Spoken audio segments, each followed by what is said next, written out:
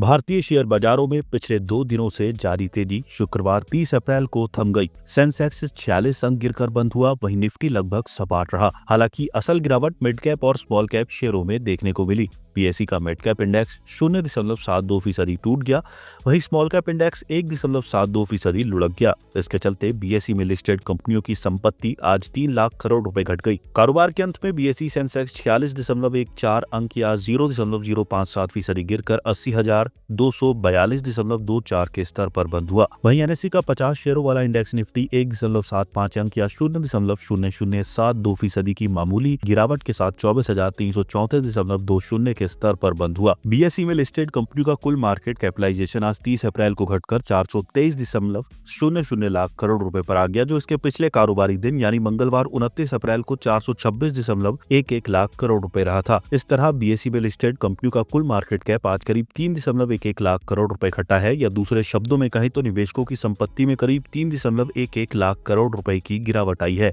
BSE Sensex के 30 में से 15 शेयर आज हरे निशान में यानी बढ़त के साथ बंद हुए। इसमें मारुति सुजुकी के शेयरों में 3.04% की सबसे अधिक तेजी रही। इसके बाद भारतीय एयरटेल, सन फार्मा, पावर ग्रिड और हिंदुस्तान यूनिलीवर के शेयर 0.81% से लेकर 2.18% की बढ़त के साथ बंद हुए। वहीं सेंसेक्स के बाकी 15 शेयर आज गिरावट के साथ बंद हुए। इसमें भी बजाज फिनसर्व का शेयर 5.45% की गिरावट के साथ टॉप लूजर्स रहा। वहीं Bajaj finance, Tata Motors, state bank of India और अल्ट्राटेक सीमेंट के शेयरों में 1.87% से लेकर 4.99% तक की गिरावट देखी गई। 2 मई को कैसी रह सकती है बाजार की चाल?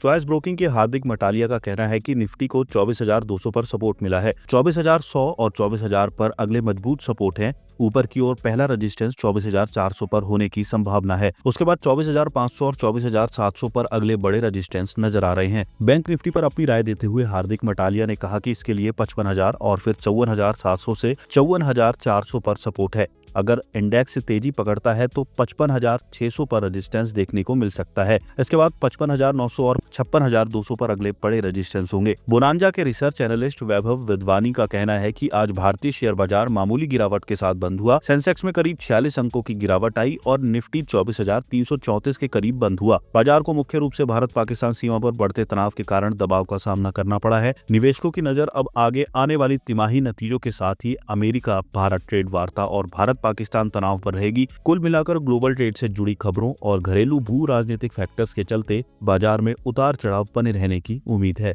एचडीएफसी सिक्योरिटीज के प्राइम रिसर्च के हेड देवर्ष वकील का कहना है कि 8 अप्रैल से अब तक की तेजी अमेरिका में ट्रेड तनाव कम होने से आई है। चीन पर टैरिफ में कटौती और भारत जैसे प्रमुख भागीदारों के साथ संभावित ट्रेड डील की उम्मीद ने बाजार को बल दिया है। अभी एक दिन पहले ही अमेरिकी ट्रेजरी सचिव स्टॉक बेसेंट ने कहा था कि भारत के साथ होने वाले टैरिफ डील पर बातचीत सुचारू रूप से बढ़ रही है। विदेशी निवेशकों से भी बाजार को अच्छा सपोर्ट मिल रहा है। पिछले 10 कारोबारी सत्रों में विदेशी संस्थागत निवेशकों ने भारतीय इक्विटी बाजार में 37,325 करोड़ रुपए का निवेश किया है।